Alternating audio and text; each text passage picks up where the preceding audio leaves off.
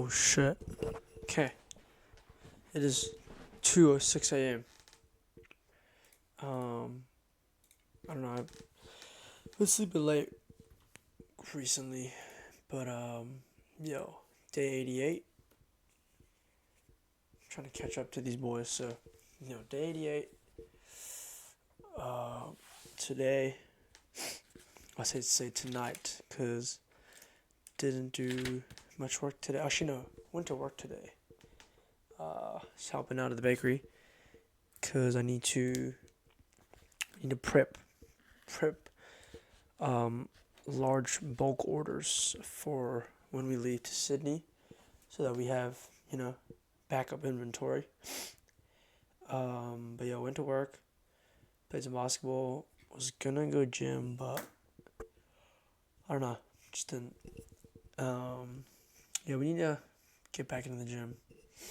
I realize now I'm low key like spiraling. Like, I'm just kind of building up bad habits because I went on this trip and it's kind of like the peak of my life. It's the fucking greatest thing that's ever happened, And I've been kind of just gooning out and about. Like, went on this trip, came back, and went camping for 4 days. Now I'm going, to Sydney in a few days. So it's kind of like I'm building up these. I'm kind of just. What's the word? I guess I'm just like in this new mindset of, I'm on a break right now and on vacation, and I'm kind of, laxing it and not, what in actuality, I want to try to get back into my routine and get back to work, but it's hard. I should be, you know, studying, researching, doing work, getting in the gym, eating well, but that's what I'm saying. I'm spiraling. These bad habits combined with these this mindset, this mood I'm in, where I'm kind of just like tapped out. It's bad. It's hard. It's hard to escape when you're just digging yourself into a deeper pit.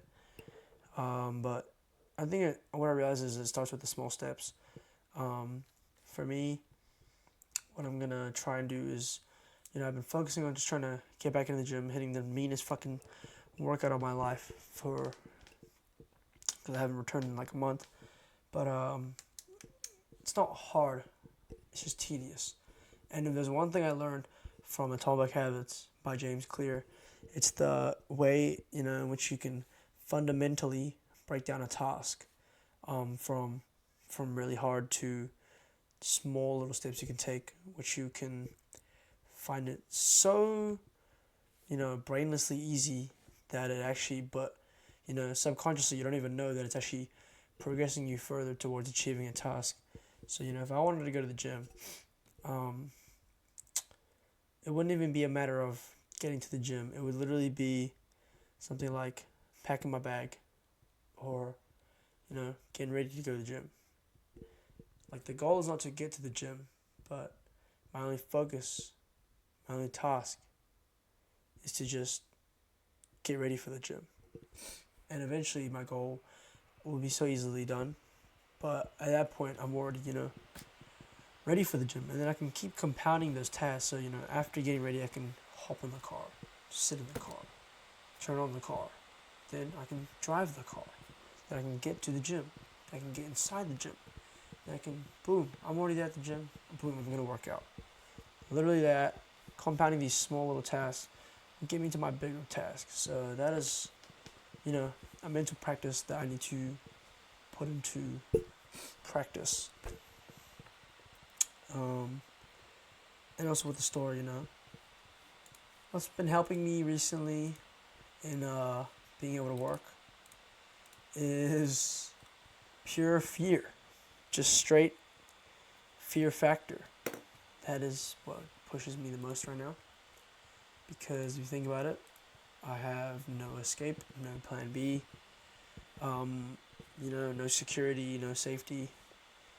But this is good. This is exactly what I needed. This is exactly what I wanted. this is how I'm gonna make it out, man. But yo, today finally tapped into full ad metric analysis. Um, I learned, did some research on the old tube, why you need them, what they help with, just basically being able to um, find a problem, analyze it, and see the solution. Just all from being able to read your ad metrics. It's also how you're able to determine good ads based off engagement, and if your ads aren't working, obviously you need to understand the stats and what's not working, and even at what part is it not working. Um, yeah, so just a bunch on that. Touched up on a bunch of terms, which I learned previously, but clearly I did not understand enough. I even found out today there's two types of metrics. We've got ad metrics and obviously the Shopify metrics.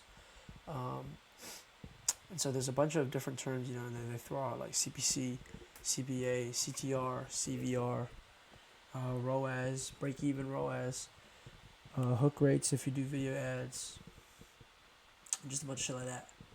Which CPMs as well, which will help to just determine certain parts of your ad engagement. CPA is the amount of money it takes to actually acquire a customer. CPC is the cost per click. There's two types, for ad for the link, the website, and just based off those type of metrics, you can actually understand at what part is your sales funnel not quite performing.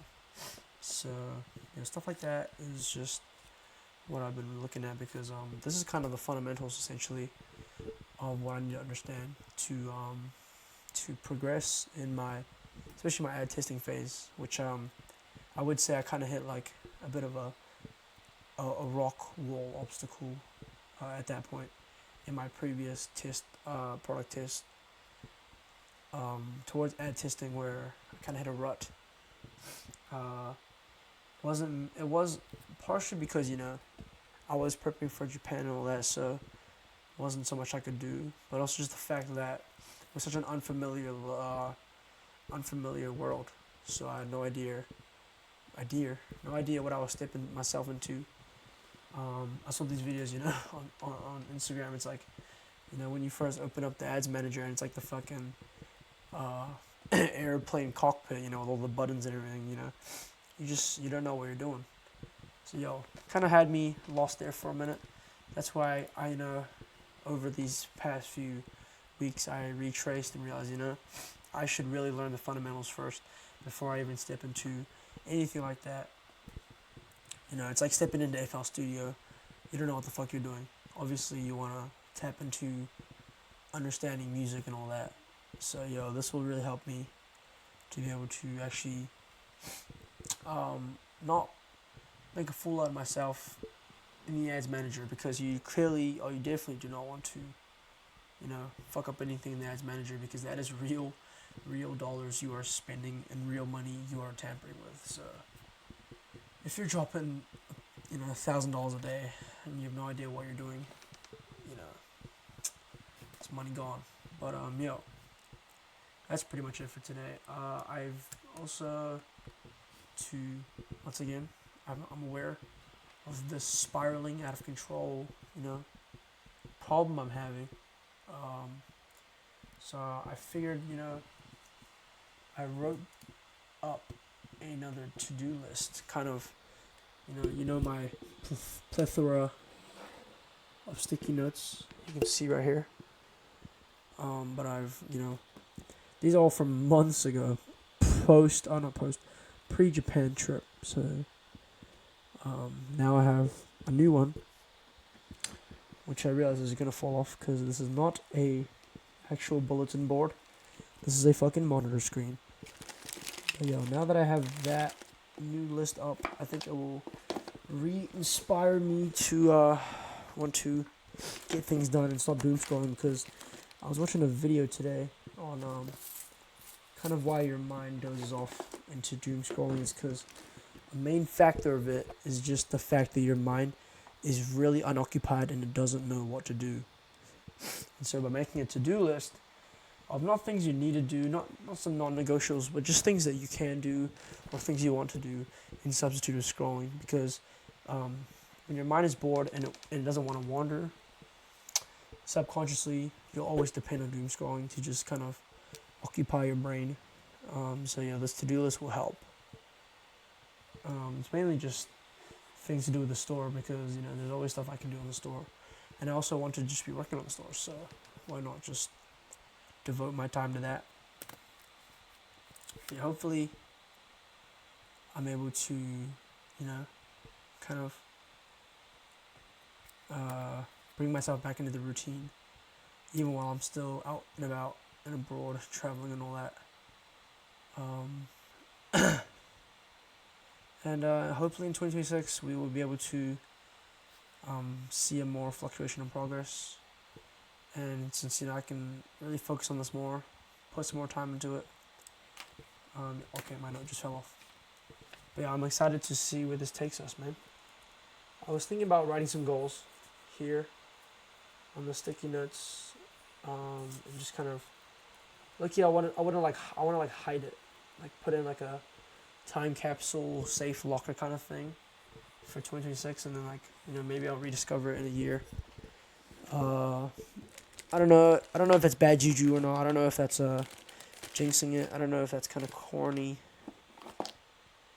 But you two, you guys should let us know. Let me know. Let me know in the comments down below if I should do that. Honestly, we should all write some, us three. Write some goals for 2026, because it gives us, a little more to strive towards. Because what more desire do you need what more desire could you possibly want if not to walk with purpose? So if I have something that I'm chasing, an active goal that I'm chasing, it will give me more purpose in life to strive for greatness. Yeah. So by the way, this is my book of notes. It is a UOA gifted. I put a little sticker on it that I got from Japan for some fucking reason. This is a gifted book from the University of Auckland that I've turned into my dropshipping course. Bro, if I ever make it to $1 million, my entire my entire handbook will be this. I'll mass produce this book and I'll sell it as a book online, as a course, because this has it all. This has everything you need to know. And what's ironic about it, this is a Faculty of Engineering and Design notebook. So that's funny. Good to know. Anyways, that is it for day 88. It is 2:20 a.m., 30th of December 2025. We're wrapping up the year, man. It's been a good year. Lots of learning. Lots of development, I guess. I feel like there's really been a shift in the momentum of the spur. I say that same phrase every single fucking time. A shift in momentum. I always be saying that. But there's been a big shift in this, in the energy. I feel like everyone's more tapped in now. Everyone's more locked in. Everyone's more serious. Because, it's kind of the time where our lives are really taking a turn, You're no longer just the little jits playing Fortnite and Valorant. Like, it's actually time to turn up. And I'm ready, bro. I'm ready. I'm excited to see what 2026 has to offer. More so am I excited to, I'm excited for this generational run that we are about to enter. But let me know if I should make a goals for 2026. Once again, I could, but it's bad juju. It's bad energy. It might be, karma. It might be, you kind of if you say it, it won't come true. Some shit like that. I don't know, but yeah, that's it for me today. I'll see you guys tomorrow. Peace.